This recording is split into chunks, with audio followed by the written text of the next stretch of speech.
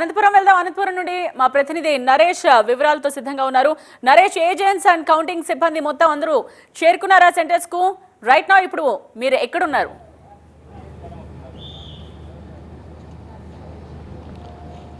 ఇప్పుడే అభ్యర్థులు అదేవిధంగా ఏజెంట్లు అయితే మాత్రం కౌంటింగ్ కేంద్రానికి చేరుకున్నారు. ప్రస్తుతం నేను అనంతపురం జేఎన్టీ కౌంటింగ్ కేంద్రంతో నా వెనుక ఉన్నదే తాడిపత్రి కౌంటింగ్ హాల్. ఈ హాల్లో తాడిపత్రి అదేవిధంగా గుంతకల్లు రాయదుర్గంకు సంబంధించినటువంటి కౌంటింగ్ ప్రక్రియ ప్రారంభం కాబోతుంది. ఇప్పటికే జిల్లా ఎస్పీ కౌంటింగ్ కేంద్రానికి చేరుకుని మొత్తం భద్రతా చర్యలు బందోబస్తు ఏర్పాట్లు అయితే చూస్తున్న పరిస్థితి. ఒక్కసారి మనం జిల్లా వ్యాప్తంగా చూసినట్టు ఉమ్మడి అనంతపురం జిల్లాలో 14 అసెంబ్లీ నియోజకవర్గాలు అదేవిధంగా 2 లోక్సభ స్థానాలకు సంబంధించినటువంటి కౌంటింగ్ ప్రారంభం కాబోతుంది.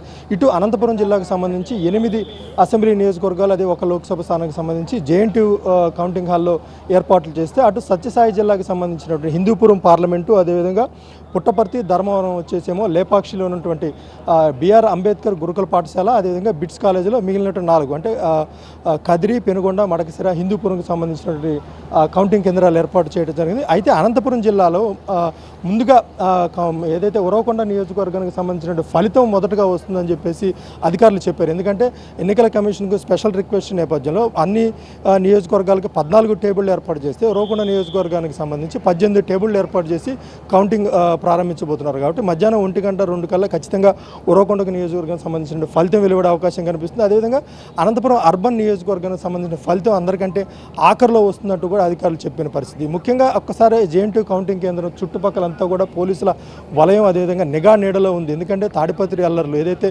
పోలింగ్ రోజు ఆ మరుసటి రోజు చెలరేగిన అల్లర్లను దృష్టిలో పెట్టుకుని జిల్లా వ్యాప్తంగా 144 సెక్షన్ అదేవిధంగా సెక్షన్ 30 యాక్ట్ అమల్లో ఉన్న నేపథ్యంలో కౌంటింగ్ కేంద్రం దగ్గర 3 అంచెల భద్రత ఏర్పాటు చేయడంతో పాటు 3 కిలోమీటర్ల వరకు ఒక రెడ్ జోన్గా ఏర్పాటు చేసుకొని అదేవిధంగా నో ఫ్లయింగ్ జోన్గా ఏర్పాటు చేసి ఇక్కడ ఎలాంటి డ్రోన్ కెమెరాలు కావచ్చు అదేవిధంగా బెలూన్లు కావచ్చు ఎగిరేయకుండా ఉండేందుకు ఆంక్షలు విధించిన పరిస్థితి. మరి కాసేపట్లోనే కౌంటింగ్కి సంబంధించిన ప్రక్రియ ప్రారంభం కాబోతుంది. ఇప్పటికే మాక్ కౌంటింగ్కి సంబంధించిన ఏర్పాట్లు కూడా చేస్తున్నారు. ఎందుకంటే ఏజెంట్లు అందరూ కూడా వచ్చారు, అదేవిధంగా అభ్యర్థులు కూడా వచ్చిన నేపథ్యంలో ఈవీఎంలు స్ట్రాంగ్ రూమ్లో ఓపెన్ చేసి ఏజెంట్ సమక్షంలో వాటన్నిటికీ ఓపెన్ చేసిన తర్వాత ఒక మాక్ కౌంటింగ్ కూడా ప్రారంభమైన తర్వాత పోస్టల్ బ్యాలెట్కి సంబంధించినటువంటి కౌంటింగ్ ప్రారంభమవుతుంది. అంటే పోస్టల్ బ్యాలెట్ గంట తర్వాత కౌంటింగ్ ప్రారంభమైన కాసేపటికే ఇక ఈవీఎంలో కూడా కౌంటింగ్ కూడా ప్రారంభిస్తామని చెప్పేసి అధికారులు చెప్తున్న పరిస్థితి. ప్రధానంగా ఎన్నికల కౌంటింగ్ కేంద్రానికి వచ్చిన అభ్యర్థులు కావచ్చు అదేవిధంగా ఏజెంట్లు కావచ్చు పెన్ను పేపర్ తప్ప ఇంకా వేరే ఎలాంటి వస్తువులను అనుమతించడం లేదు, అదేవిధంగా వాహనాలను కూడా లోపలికి అనుమతించడం లేదు.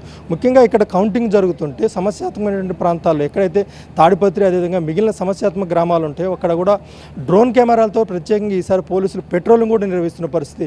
అదేవిధంగా ప్రధానంగా సమస్యాత్మక ప్రాంతాలతో పాటు ఇతర అభ్యర్థులందరూ కూడా ఒక కొత్త పద్ధతిలో బాక్స్ సెక్యూరిటీ ఇస్తున్నారు. అంటే అభ్యర్థి వాహనం మధ్యలో ఉంటే చుట్టూ కూడా పోలీసుకి సంబంధించిన వాహనాలతో వారందరినీ కూడా కౌంటింగ్ కేంద్రాన్ని కూడా తీసుకొచ్చేందుకు ఇవాళ పోలీసులు ఏర్పాటు చేశారు. మరి కాసేపట్లోనే జేఎన్టీ కౌంటింగ్ కేంద్రంలో కౌంటింగ్ సంబంధించిన ప్రక్రియ ప్రారంభం కాబోతుంది. రైట్ నరేష్.